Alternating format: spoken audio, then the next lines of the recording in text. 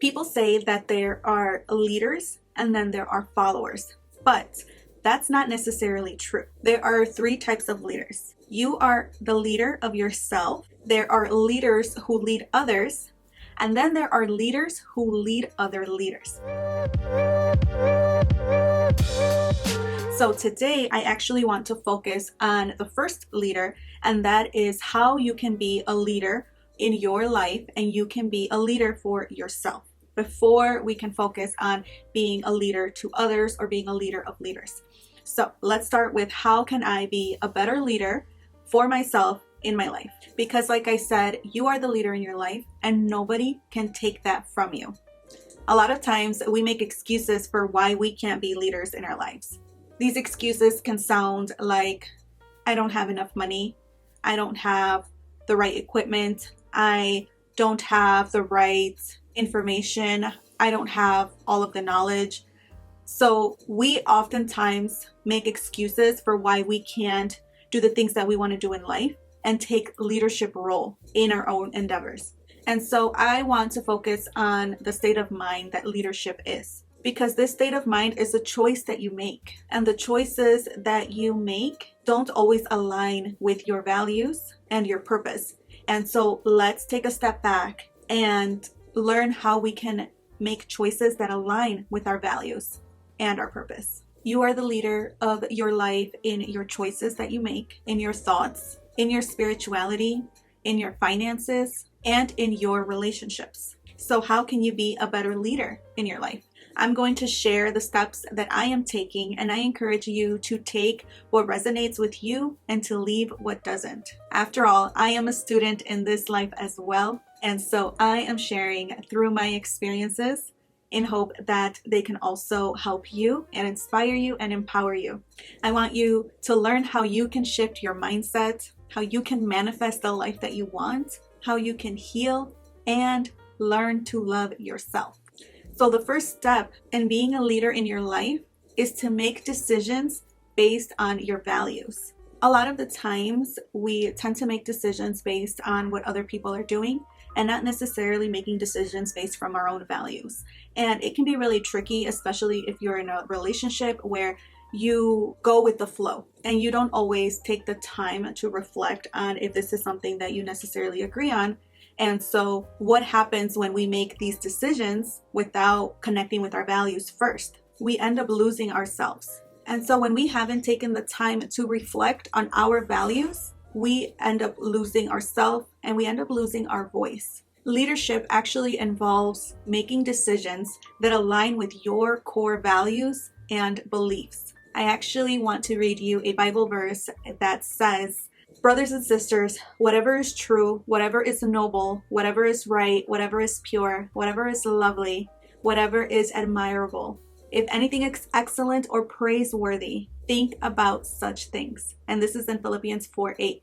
And so to me, this means that with my values and what is right to me, and when I lean not on my own understanding, but I lean on God's word and his guidance, I am able to make decisions that align with my true self. I am able then to be a good leader in my life. When I follow this guidance, I can make informed decisions and I can foster healthy relationships. And so when I was doing the work to find out what my values are, I actually grabbed my journal and I asked myself these questions. I'm going to share these questions with you, so I encourage you to grab your journal and write them down so that you can reflect on them later. The first question is, what is important to me? Reflect on the things that matter to you. For me, this is my son, my career, and my happiness. The second question is, what does your perfect day look like? I love this question, and I ask myself this question quite frequently because I don't want to drive away from my perfect day. I want my days to be as close to my perfect day as I can have them. And I understand that every day is different and not every day can look the same, but I know that if I am mindful of my perfect days and my perfect weekends, I can strive to achieve that. The third question is, what do I spend my free time on? I love this question because it makes me reflect on how I am spending my time.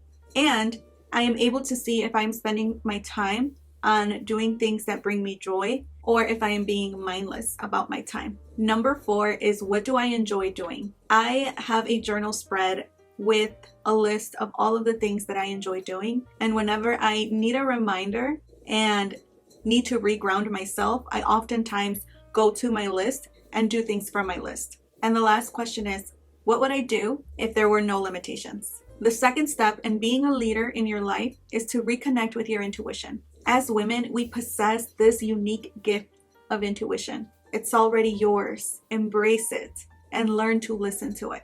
The problem, however, is that oftentimes we have lost connection with our intuition. And each time that we make a decision without first connecting with ourselves, we are driving ourselves further away from our intuition. We're quieting it down. We're ignoring it and we're suppressing it. And it becomes harder to hear it. I love that God has given us this incredible ability to listen to our inner voice. This inner voice is guiding us to what is right and to what is healthy in our lives. There's another Bible verse that I love, which is Proverbs 3:5-6, and it says, "Trust in the Lord with all of your heart, and learn not on your own understanding. In all of your ways submit to Him, and He will make your path straight." I love this Bible verse because it reminds us that when you surrender, you allow for the universe, for God, to lead your life to absolute truth. And the way that I am reconnecting with my intuition is by meditating daily. I typically meditate for 20 minutes in the morning, and then I do a sleep meditation every night. If I'm having a particularly hard day, I will do a midday meditation to reset my energy. And so through this practice, I am reconnecting with my inner voice. I am becoming more self-aware. I am aligning my decisions with God's purpose in my life, and I am healing. Depending on the day and the time, I oftentimes grab my journal, and then I will journal and reflect on my thoughts and my emotions after I meditate to reflect. And it is a beautiful feeling to give this time to yourself. And so you can be a good leader in your life by mastering this emotional intelligence, by learning to control hard emotions such as anger, anxiety, and frustration. And the third step for you to be a leader in your life is to make quality decisions. And the reason that this is last for me is because I cannot make a quality decision if I don't align with my values and if I don't listen to my inner voice. Once I have aligned with my values and I have connected with my inner voice, I know that I am making a quality-based decision. I don't make a promise unless I'm able to follow through with that quality decision. So for example, this to me means I'm not going to say, I'm going to work out 5 times this week if I haven't aligned with my other goals that I have for the week, if I haven't paid for my membership, if I haven't mapped out my workouts. I cannot make a promise to myself if I haven't done those things. And so if you know me, you know I love to dance. And so my form of workout has been Zumba for the past few months. However, I'm in a different phase in my life right now, and these classes and the times don't particularly fit my goals right now. However, this does not mean that I am not going to continue being active. Let me explain.